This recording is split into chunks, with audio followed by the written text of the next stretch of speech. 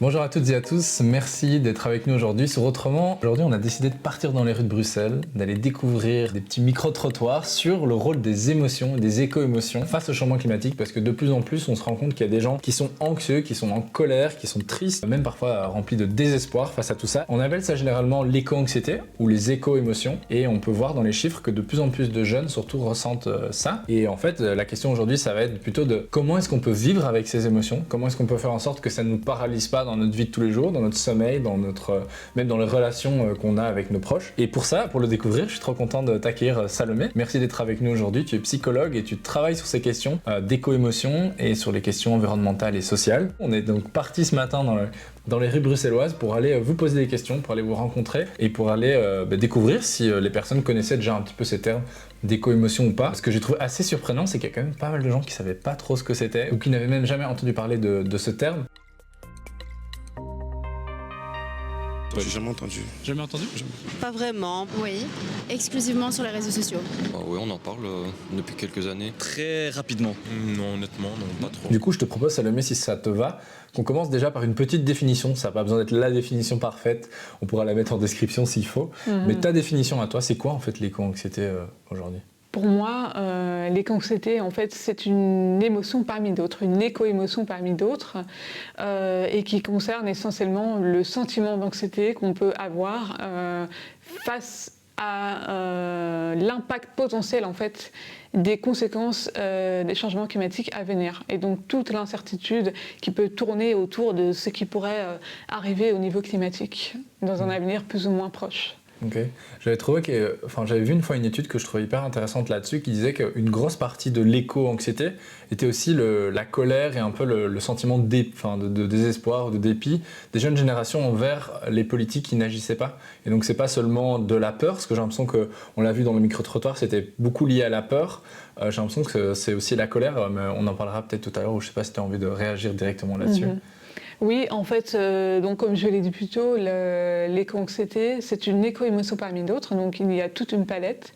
Il y a des personnes qui vont ressentir dans le même temps, ou plutôt de l'impuissance, de la tristesse, et parfois même de l'espoir. Donc ça peut aussi être des éco-émotions qui sont plutôt agréables. Et donc c'est vrai que en ce moment, je ne sais pas ce que tu en penses, mais en tout cas dans mon entourage, j'ai l'impression que le revirement à droite du gouvernement fédéral a aussi fait émerger des sentiments, des éco-émotions assez fortes, et notamment de l'éco-anxiété chez les personnes, vu qu'on a le sentiment que c'est un peu que l'urgence climatique est un peu mise au second plan dans nos programmes. Et donc ça rend d'autres personnes plus anxieuses parce qu'on en parle beaucoup moins, quoi, c'est ça? Oui, j'imagine. Il n'y a pas d'étude qui a été menée là-dessus pour le moment, mais j'imagine dans l'entourage que je connais, en tout cas, les personnes qui sont engagées sont beaucoup plus anxieuses par rapport à l'avenir. Oui. Qui sont les personnes les plus touchées par l'éco-anxiété aujourd'hui? L'éco-anxiété. Les personnes victimes de guerre. Je pense plus les jeunes, parce que ça les concerne plus, comme ils vont vivre ça. Je pense que les personnes âgées, c'est plus vraiment leur problème, quoi. Les pays qui polluent le plus, j'imagine, où on trouve les plus grosses multinationales, les plus grosses infrastructures, donc les pays d'Occident. Les jeunes, pas les adultes. Les adultes, c'est derrière eux, j'ai l'impression. Enfin, l'ancienne génération. Les jeunes. Ça veut dire quoi, les jeunes? Les jeunes, c'est-à-dire que, je sais pas si c'est les jeunes, mais c'est tous ceux, d'abord les gens sensibles, il y en a de plus en plus. Je dirais un peu plus les adultes. Bonne question. Je pense que je pourrais pas répondre à cette question, ça dépend vraiment de chacun, de la sensibilité de chacun à cette problématique et ce qu'on en fait aussi. Mais je pense que ça peut toucher toute tranche d'âge, tout type de personnes, à partir du moment où on s'intéresse un minimum à ça et où on est un minimum sensible à cette problématique. Mais j'aurais pas une catégorie de personnes précise en tête quand tu me poses la question. Et tu parlais, on parle de ces personnes, c'est qui en fait aujourd'hui? Quelles sont les personnes les plus concernées par l'éco-anxiété? Peut-être d'abord en Belgique et peut-être en Europe, je ne sais pas si tu as des chiffres à l'appui, on pourra à nouveau mettre ça en description. La majorité des études aujourd'hui ont été menées en Occident sur l'éco-anxiété, et donc on va voir que ce sont surtout les jeunes générations qui vont être éco-anxieuses, également les personnes qui sont naturellement plus informées par rapport aux enjeux écologiques, et là ça soulève un peu la question des inégalités. On verra que ce sont aussi les femmes, les minorités de genre qui sont particulièrement préoccupées par rapport à l'avenir. C'est lié quelque part à la vulnérabilité aussi des groupes minoritaires. Donc les minorités de genre, comme d'autres minorités, vont être plus vulnérables face aux impacts des changements climatiques. Et donc ça peut générer de l'éco-anxiété. Ok, ben oui, on va en parler dans un instant. Oui. Avant ça, on va parler du contexte, parce qu'en fait, le contexte social dans lequel on grandit, dans lequel on évolue, dans lequel on s'éduque et dans lequel on vit avec nos proches, peut avoir un gros impact aussi sur cette éco-anxiété, non ? Oui, tout à fait. En fait, moi, j'aime bien partir du principe que nos émotions, elles émergent et elles évoluent et s'articulent dans un contexte. Donc ça peut, comme tu dis, concerner l'entourage, les personnes qu'on fréquente, notre lieu de travail, mais aussi un paysage social et politique plus large. Comme on l'a dit, donc des personnes dans un contexte politique qui ne prend pas en compte les questions climatiques peuvent se sentir plus anxieuse naturellement. Donc en fait, ces émotions, de manière globale, elles vont entrer en interaction avec le contexte dans lequel on vit et qui, il faut quand même le dire, est profondément capitaliste et inégalitaire. Non, bien sûr que non. Pas du tout. Et encore dans ma génération, je pense qu'on a des climato-sceptiques.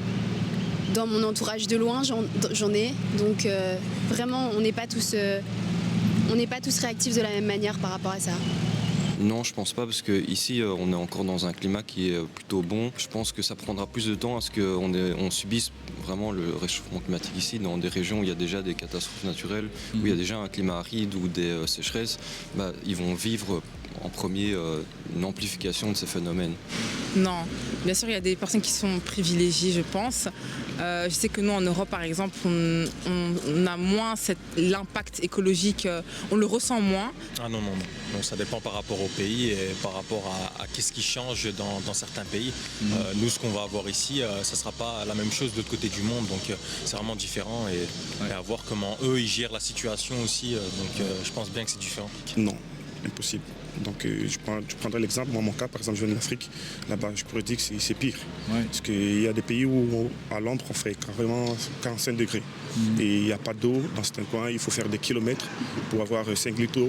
Par contre ici c'est autre chose, donc c'est pas équitable en fait. Bon, tu parlais tout à l'heure de ces groupes minoritaires, hein, donc on parle des personnes, des femmes, mais aussi de toute la communauté queer, des personnes racisées, même des personnes handicapées. On sait d'ailleurs, et c'est hyper important de le rappeler, hein, qu'au sens large, le changement climatique n'est pas vraiment un problème en soi, c'est plutôt la conséquence d'un système très inégalitaire. Donc les personnes les moins responsables du changement climatique sont aussi les personnes les plus touchées déjà aujourd'hui et sont les personnes qui vont le plus en souffrir demain et qui sont en plus de ça les moins préparées d'un point de vue des ressources, d'un point de vue matériel, d'un point de vue financier et d'un point de vue de l'éducation. Donc ça rajoute beaucoup de choses à ceci, mais donc fatalement, comme tu l'introduisais tout à l'heure, c'est aussi du coup des personnes qui vont être le plus éco-anxieuses, c'est ça que tu disais tout à l'heure ? Si tu peux développer un peu plus. Oui, tout à fait. En fait, ces groupes vont être, comme tu le dis, plus vulnérables et donc plus exposés au niveau, par rapport au changement climatique, au niveau de la précarité, mais également des conséquences sur la santé physique et mentale.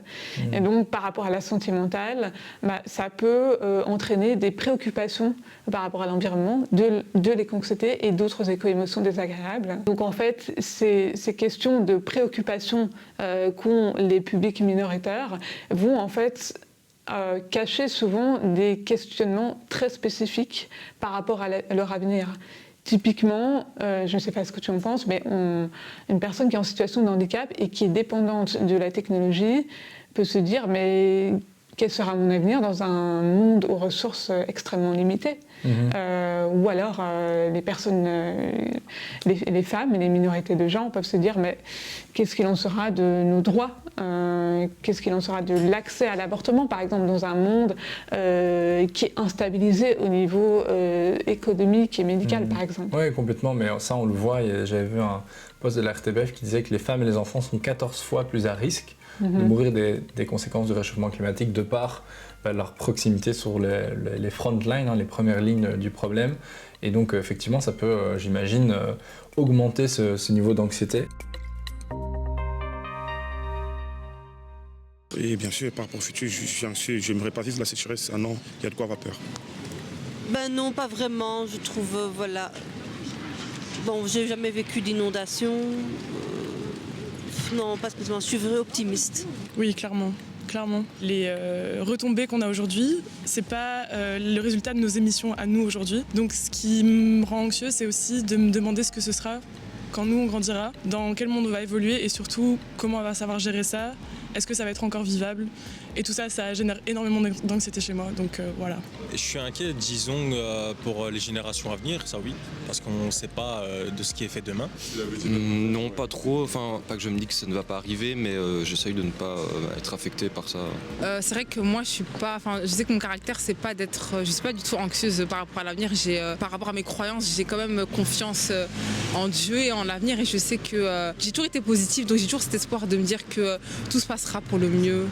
Oui, je deviens anxieuse parce que aussi je trouve qu'on a beaucoup de mal à avoir la main sur ça. Je me sens très impuissante, même si je suis consciente, même si je peux militer, je me sens très impuissante parce qu'il y a aussi, je pense, évidemment des intérêts financiers là derrière. Bon, on a vu qu'aujourd'hui dans la rue, il y a des personnes souvent des jeunes, qui le ressentent assez fort, d'autres moins. Pour les personnes qui le ressentent, est-ce que tu aurais des conseils pour y faire face? On parle souvent de passage à l'action, mais je sais qu'il y a peut-être d'autres conseils que tu pourrais donner pour nos auditeurs et nos auditrices aujourd'hui? Oui, alors je pense que la première étape, c'est peut-être d'accepter ce qu'on ressent. Parce que notre société, elle ne valorise pas tellement l'expression émotionnelle, elle ne valorise pas tellement le travail sur la gestion émotionnelle et donc l'acceptation de ce qu'on ressent, de ces émotions. Donc je pense que c'est la première chose à faire en fait. Ce n'est pas nécessairement d'accepter la situation, de se dire on ne peut rien faire parce que là on n'avance pas, mais c'est d'accepter ce qu'on ressent face à cette situation qui est très compliquée. Et donc ça permettra de pouvoir apaiser un peu aussi les émotions qui peuvent parfois nous submerger, échanger avec d'autres personnes, de pouvoir en parler, de ne pas rester isolé. Et donc là, c'est vrai que dans les études qui sont sorties sur les anxiétés, on conseille souvent les groupes de parole, typiquement. Donc ça, c'est très intéressant. Et puis aussi, si on entreprend ces actions-là, c'est intéressant de pouvoir aussi les faire dans un cadre naturel. De ne pas rester entre quatre murs de béton. Et donc, il y a aussi toute la question de la connexion à la nature, parce qu'on l'a complètement perdue, en fait. Et donc, les anxiétés, elle peut aussi être liée à cette perte, selon moi, de connexion avec notre environnement, la nature, les autres espèces animales. Un autre élément qui est intéressant, et ça va te parler, puisque tu es très engagé et tu milites directement sur le terrain, c'est de passer à l'action. Une fois qu'on a pu accepter, qu'on a pu digérer ces émotions, c'est de pouvoir se dire, OK, qu'est-ce que je vais faire de ce que je ressens et quelle sera ma place dans ce monde? Comment est-ce que je veux agir pour notre avenir? Trop bien. Ça me permet aussi de faire le lien avec la thématique qu'on traite beaucoup ici, donc la thématique des nouveaux récits. On essaie de créer donc des nouvelles histoires qui donnent envie aux gens d'agir et qui donnent aussi des perspectives d'avenir qui ne sont pas toujours défaitistes ou pessimistes. Pour ceci, n'hésitez pas à nous suivre davantage sur les réseaux. Merci à toi, Salomé, pour toutes ces réponses ultra intéressantes. J'étais trop content d'échanger avec toi aujourd'hui. On peut te retrouver, j'imagine, sur les réseaux sociaux, notamment LinkedIn. Je pense que c'est là qu'on avait aussi échangé au début. N'hésitez pas à poser vos questions aussi à Salomé, si besoin, dans les commentaires. Comme d'habitude, vous connaissez le tralala, c'est s'abonner, commenter cette vidéo, la partager autour de vous si ça vous plaît, et puis surtout à nous dire si vous vous sentez anxieux ou anxieuse face à ça. N'hésitez pas à nous contacter, à contacter des psychologues et des professionnels qui sont là pour vous aider. Il y a aussi des groupes de parole qui existent, on l'a dit, dans différentes associations. Merci encore à toi d'être venu aujourd'hui, de nous avoir aidés, d'être venu sur le terrain avec nous. Merci à vous d'avoir regardé la vidéo jusqu'au bout. Moi, je vous dis à très vite, et puis à bientôt. À bientôt.